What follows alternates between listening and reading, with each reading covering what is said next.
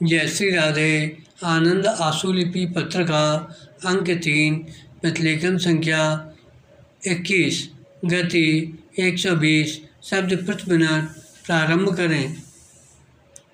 अध्यक्ष महोदय, अब मैं कुछ माननीय सदस्यों द्वारा उठाए गए वैदेशिक मामलों से संबद्ध विषयों को लेना चाहूँगी। इनमें से बहुतों पर इस सदन में पहले भी विचार हो चुका है। मुझे आशा है कि सदन मुझे क्षमा करेगा, लेकिन ऐसा लगता जरूर है कि वैदेशिक मामलों पर कुछ सदस्यों की मानसिकता में कहीं कोई अटकाव सा आ गया है। अटकाव योजना में नहीं आया है, बल्कि कुछ लोगों के चिंतन में आया है। जबकि दुनिया तो बड़े परिवर्तनों से होकर गुजर रही है, कहीं की कहीं पहुंच रही है।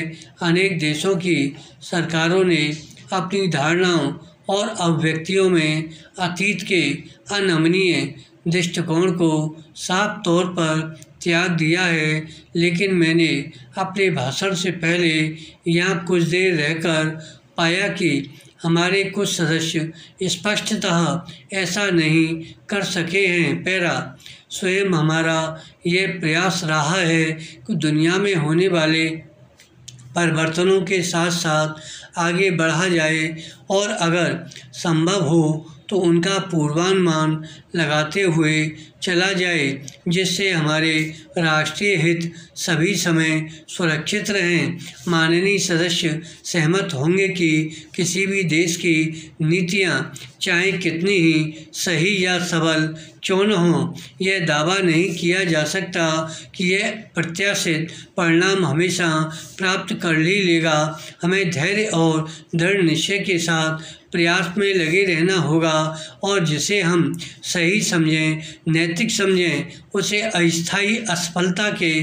कारण छोड़ नहीं देना चाहिए। पैरा हम अपनी मित्रता को मजबूत बनाते रहे हैं। मुझे ये जानकर बहुत आश्चर्य हुआ कि कुछ सदस्यों का विचार है कि अपने पड़ोसियों के साथ हमारे संबंधों में गिरावट आई है।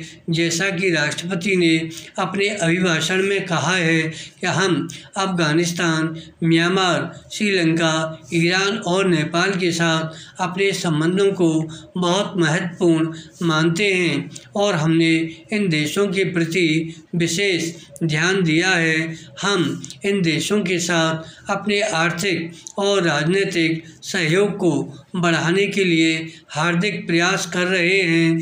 कभी कभी कुछ मतभेद या मामूली सी कठिनाइयाँ उठ खड़ी हो सकती हैं, लेकिन इन्हें सद्भाव के साथ, समझदारी से और मैत्री के वातावरण में हमेशा ही सुलझा लिया जाएगा। जहाँ तक हमारे दो अन्य पड़ोसियों पाकिस्तान और चीन का सवाल है, कोई नाटकीय गतिविधियाँ नहीं हुई हैं। सदन को मालूम है कि मेरा विचार तो यह है कि हमें लगातार पाकिस्तान को यह समझाने की कोशिश करते रहना चाहिए। धन्यवाद।